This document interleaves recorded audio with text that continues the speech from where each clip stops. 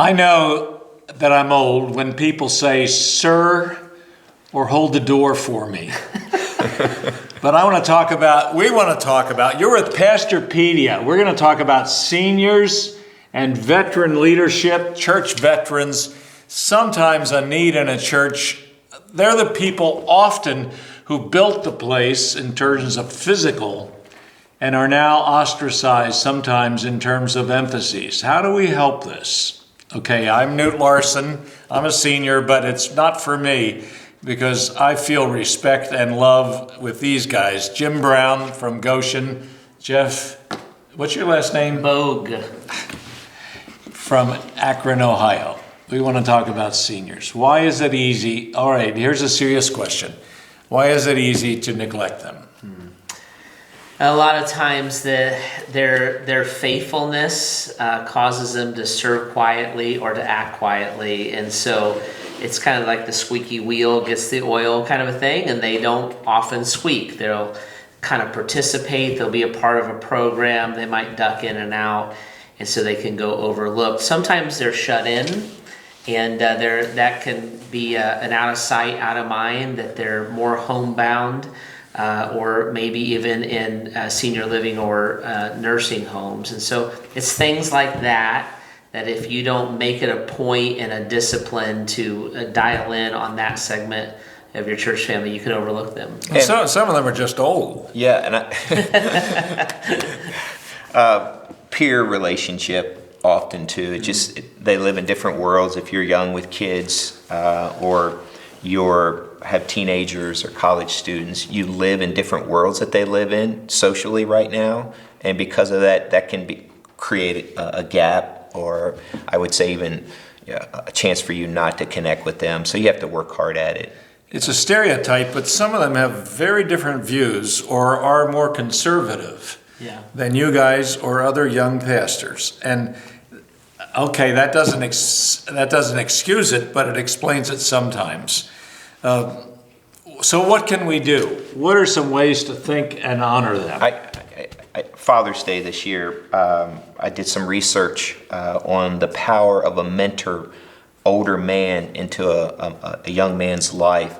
And I think the generation today, we've created this larger gap. We've lost the ability to pour into these strong older men, senior men who have been through far more than we've ever been through, have seen wars, and some of them have walked through depressions, older men, and then glean wisdom from them. And I think if we don't collect the wisdom of those who've gone before us, we're going to create a whole generation that doesn't have courage, even understanding respect. And so older, and then I would say same for women, older women teaching younger women. If we don't bring those worlds together, then we're missing out on a big piece of what God really wants us to do. So you're saying the church does have some obligation? Absolutely. Your target is young people. Mm-hmm. Yeah, but this is what I find. I think the church has obligation, and I think they have great opportunity. Our church, in a unique way, targets a 24-year-old person. It's a whole other conversation, but that is our target. And what I find that in that target and in that generation is they long for this mentorship Jim is talking about. And so when the older generation is open, when they're flexible, when they open their homes, you might be surprised how that younger generation craves that and soaks that up. Now, for myself as a leader, the way that I can help perpetuate that is by celebrating the older generation and telling the stories, especially the pioneering stories. You mentioned like a lot of them built the church, maybe started the church.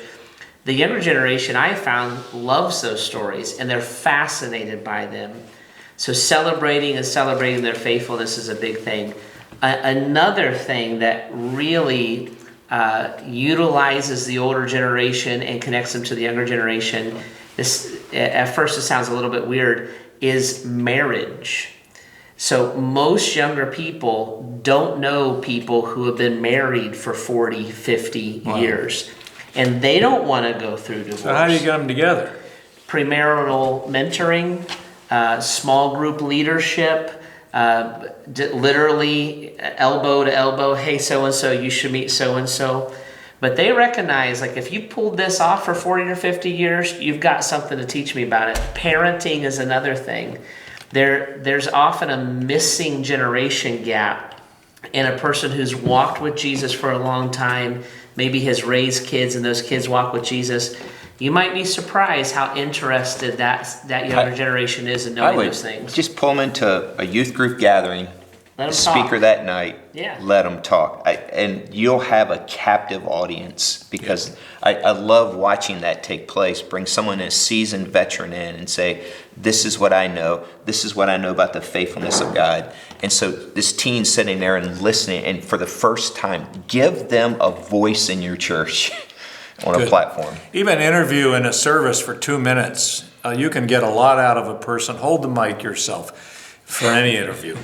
But I think people don't know the stories of some who have built that church or gone through really rough times.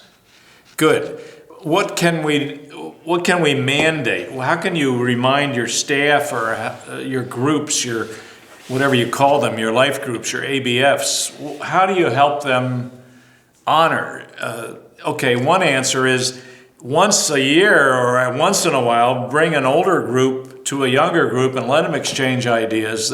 I think some of the young adults think all older people have funny ideas, or they're all too conservative about this and that. Some of them have been through wars and have great ideas about Christ and life. I think too, Knute, let's just pull away. You're a human being. You have a soul. And for me personally, I back up and say that human being might not know Jesus Christ as their Lord and Savior. So I place value in getting to know them and sharing the gospel. In some cases, we completely write them off as if they're at the end of their life, and they might not even know Christ. And so share the gospel, and then when you share the gospel with them, give them as much attention and, I would say, effort and love as you would any age person. Why is it that a person that's 65 or older, 75 or older, how old are you, Knute, by the way? 79. Like, how many of you are benefiting from Knute?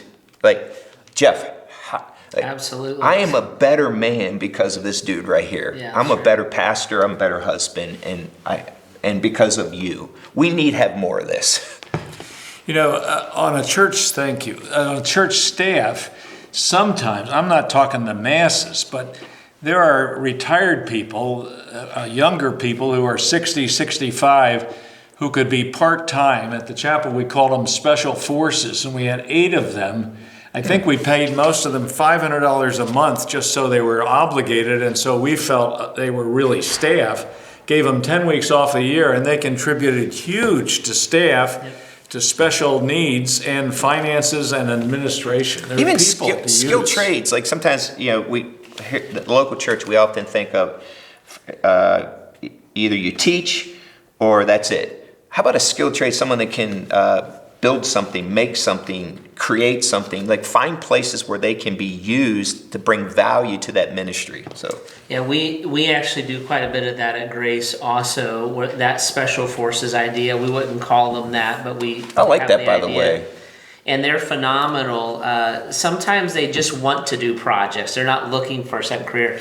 But if you're in a building project, if you're in a reorganization project, some of them are paid. Some of them will look and say, I actually don't want income. It can actually mess with their retirement a little bit, so it's kind of up to them. Not mine. If I help, I'll slip you something.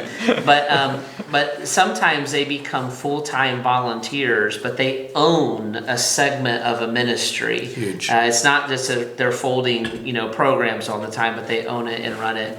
And it's a big thing. So we want to utilize them. We want to interact with them. I would say that as a church, just like you would organize a children's ministry or a student ministry, you need to organize a seniors ministry. As people age, they do have needs, and they do have kind of less independence. So like we would make sure a child's needs were met, a teenager's needs were met. Kind of in the middle there, we live a majorly independent life, but then my age, the weather, and this last year it's COVID-19, like looking in and making sure that those needs are met as well. I love all the generations all sizes that we've been at Grace, I've loved when you could see a grandparent, a parent, and a child and a grandchild worship together. To me, that is a healthy congregation. And I love seeing that, and our community allows that to take place. People don't move away. And so we have 4 generations of people worshiping together. Like, man, when I see that, it's like, that's a picture of our community of a healthy church right there. And include them in your pastoral prayer once in a while. I think just to call attention. I've been amazed at how many churches of 50, let alone 500 or 5,000, that appoint a director of seniors. Even if it's part-time or if it's volunteer, it honors the seniors, somebody what you just referred to. Are there many seniors in our community? Loaded question. Who don't really connect with Christ? 100%. Oh, yeah. So this is what I think we have to remember. The children of the 60s are now the senior citizens. And that is the fastest growing demographic in North America, the baby boomers. And so they do not connect with Christ. That's a really high probability. And they're aging. And so there's a new senior citizen or senior living developments kind of everywhere, at least around where I live. It's kind of the newest thing. And so there's great opportunities for churches to be planted there and ministries to be planted there. Well, we're supposed to snatch people from the fire. That's what Jude said, and they're just as valuable. Let's face it, I doubt it. I'm talking level 6 here, that we get to heaven, that there's going to be seniors and babies, and I think somehow we're all going to feel like we're valuable at whatever age we're at. So let's get used to it, and not even used to it, let's do a better job of bringing all the age groups together. We easily, I know you're implying this, we assume they all know Christ because they're older or have gray hair. It's crazy. And it's a way many people can be involved in ministry who aren't going to lead on Sunday morning. We beg you to just honor them, honor the heritage too, and get them up front to tell the story of the church. We easily forget that. So use social media too to tell their story, a quick video. Well, a word about seniors, just to say, let's do better. We thank you for listening, for watching, for reading the notes. Pastorpedia is about sharpening the church, just do better in the basics and in love. With Jim Brown, Jeff Bogue, I'm Knute Larson, and with thanks.